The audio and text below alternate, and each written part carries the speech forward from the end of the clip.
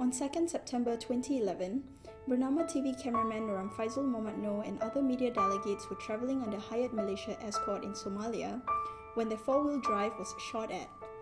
It is believed the media workers from Malaysia had no bulletproof vest or helmet, and the vehicle they were travelling in was not marked media. The humanitarian mission was led by Putera Malaysia Club. Noramfaizul was shot through the chest and died on site, while TV3 journalist Aji Sarigam Mazlan was wounded in the right arm. Noramfaizul left behind a wife of 37 years and two sons, aged 8 and 3. According to media reports, the family received 250,000 ringgit Malaysia in term life and group insurance policies.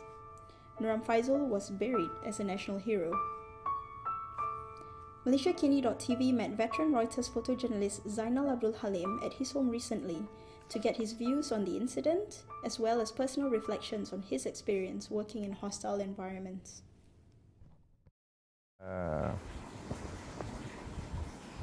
I think about that is there's a lot of mistake that they have done, especially on safety. Okay, first of all, it's the trip itself. Okay,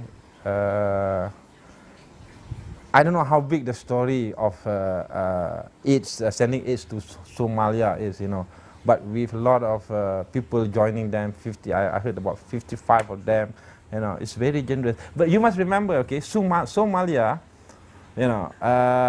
it's a very deadliest country for media, okay. About 23 media personnel have been killed since 2007, if I'm not mistaken, in Somalia. It's very, very dangerous, So when they were sent to Somalia, I was wondering, why don't they carry all the safety equipment with them? Okay, for example, like flak jacket, that is the bulletproof, their helmet, and of course their satellite phone. Okay, satellite phone for them to send their whatever pictures,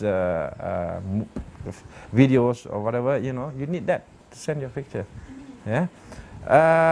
On the safety-wise, I think the funny thing is why don't my question is why do they carry flak jacket? Whereas flak jacket cost them is only about what $400 US, to get a flak jacket and helmet. Okay, and yeah, some people say that with the jacket you can still die. Yeah, it's true. I'm not questioning about whether you die or not. But it's the safety that comes first. It's a precaution. It's a precaution. Yeah. And also, remember, if you want to go to that kind of places, make sure that you are insured. Okay. When we talk about insurance, I don't know which insurance for you to cover the war-torn country. It's not easy to get an insurance company to cover for you to go for war-torn country. So the premium is very high, of course, and also there are rules that you have to follow the insurance company. For example, you have to go for training, okay, this hostile environment training, and then you have to carry all your safety equipment like flak jacket. Without that, they are not going to cover you. So make sure that you have insurance coverage. Well, I guess with Reuters, everybody has to go for an hostile environment course. Okay, that is a mandatory for everybody in order to get insurance coverage. Okay, so in preparation for you to go for hostile places, like Afghanistan, Pakistan, Indonesia, East Timor, you have to be prepared. Over there they teach you everything about survival. Kidnapped by the kidnappers, weapons, It's not to learn how to shoot, it's to recognize the weapon, your safety, your first aid, everything about safety. It was about 2-week course, I think. It was about 2 weeks course, yeah. It was interesting, I was kind of surprised when I first arrived there. It was like early in the morning.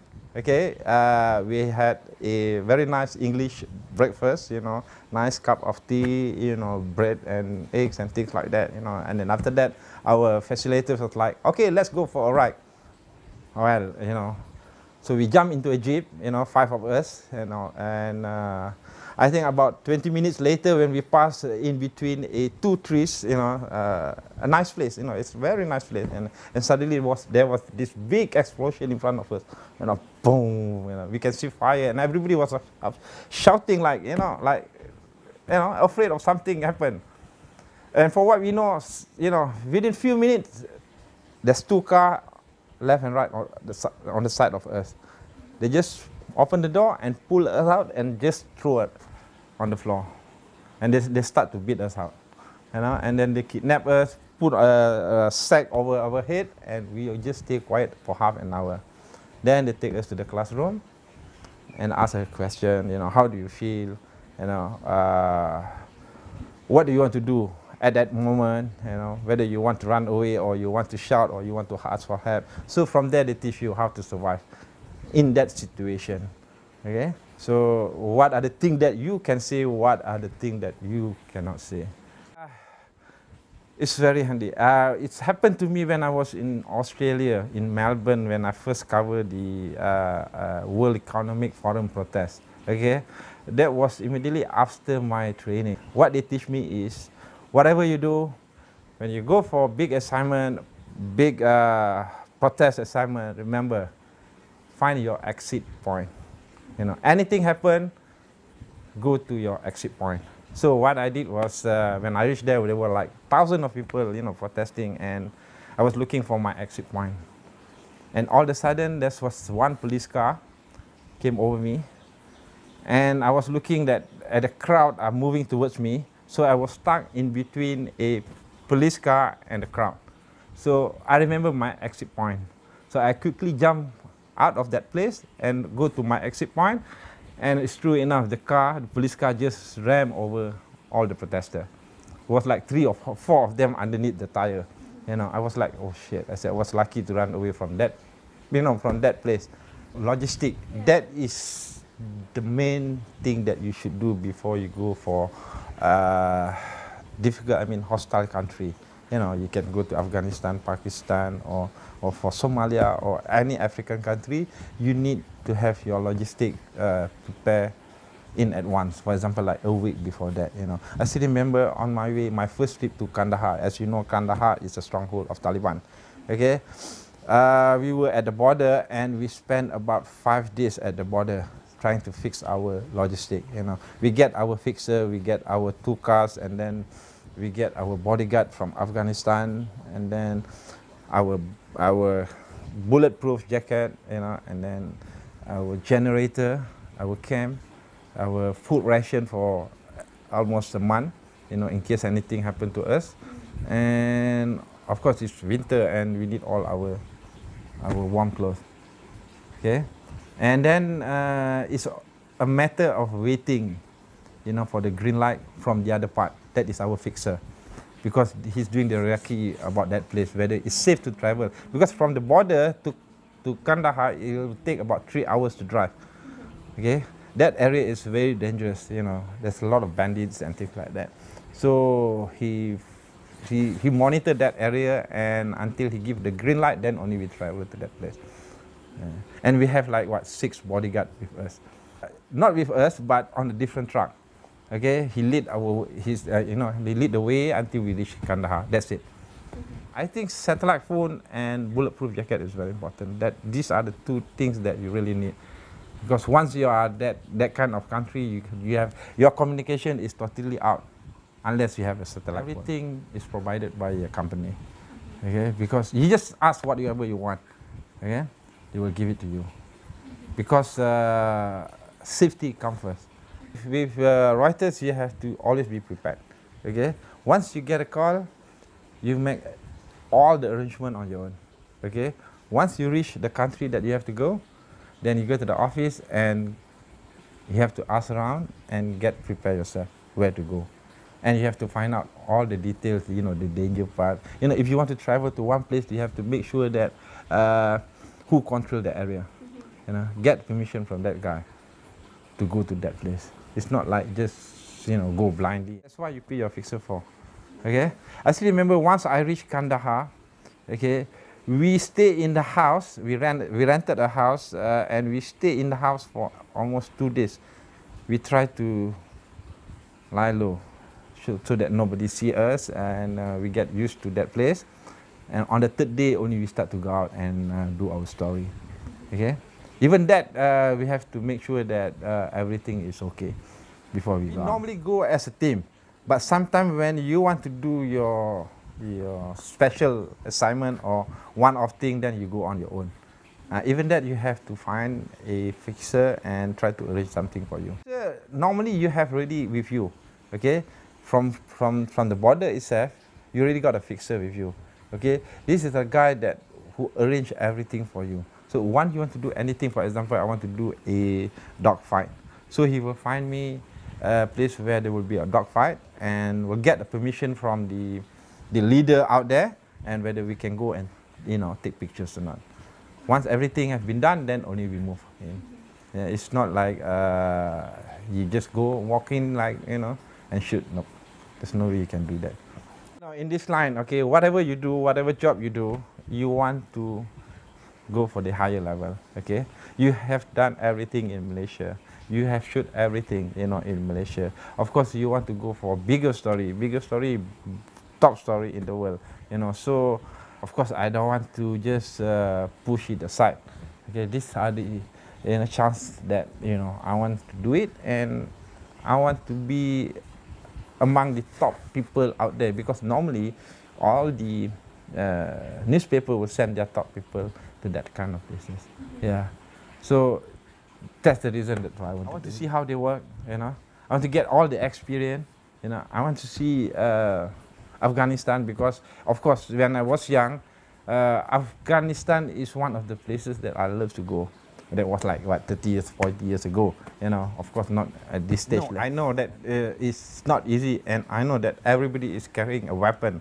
Okay, so it's not easy, and I just take it as I just take it.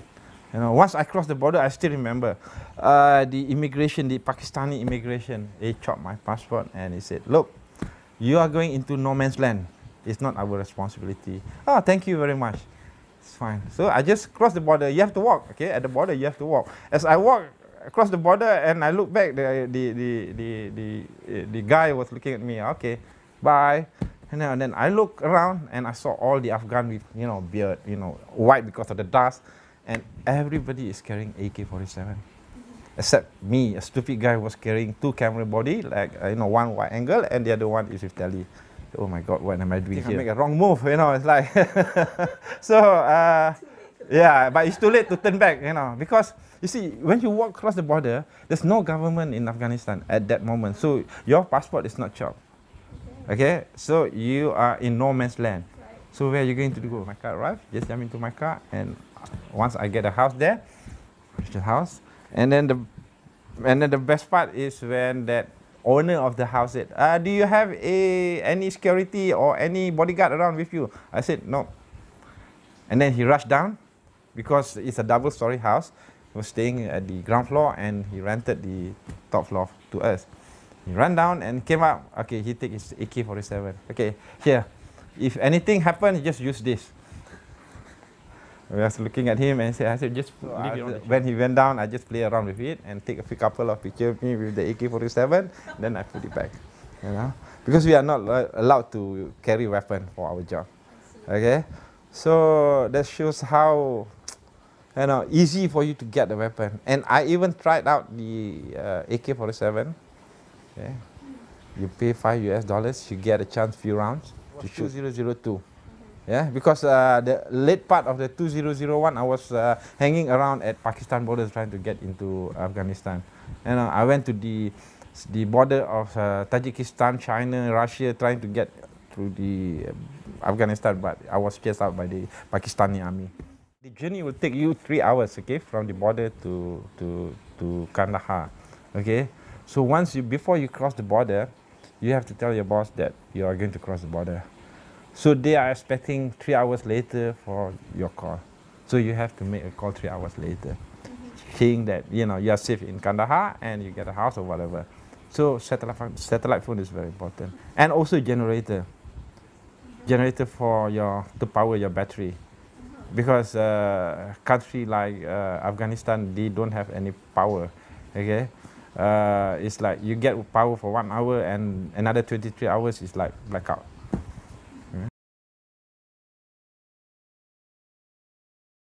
It's not easy actually, okay, for them, and I really keep everything secret out of them, you know. I don't tell them anything, okay. I just tell them that I'm going to Pakistan, okay. Well, actual fact is I'm going across to the border to Afghanistan, but I just tell them that I'm going to Pakistan, okay. But if I get a chance to go to Afghanistan, I will cross the border and go to Afghanistan.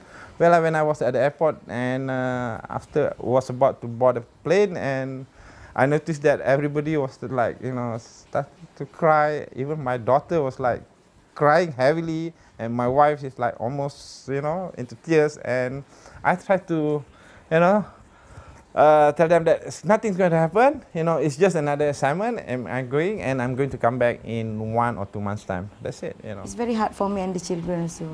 But alhamdulillah lah, insyaAllah kan. I know watching TV, so I kata, ish, dekat Thailand, Vietnam. I kata, bukan kena pukul. I was in my mother's house. Tangkap. Kena tangkap. That was my husband. I baru pakai dia punya key yang key. He's wearing key that he showed to me. Dia beli dekat Sri Lanka. Dia got elephant picture. So Vietnam was a SEA Game. Okay, the police doesn't allow me to go into the stadium, so I fight my way in, and they get hold of me. About 4 policemen pull me out, you know. So it was on Malaysian TV, yeah. So that's why she saw the image of me.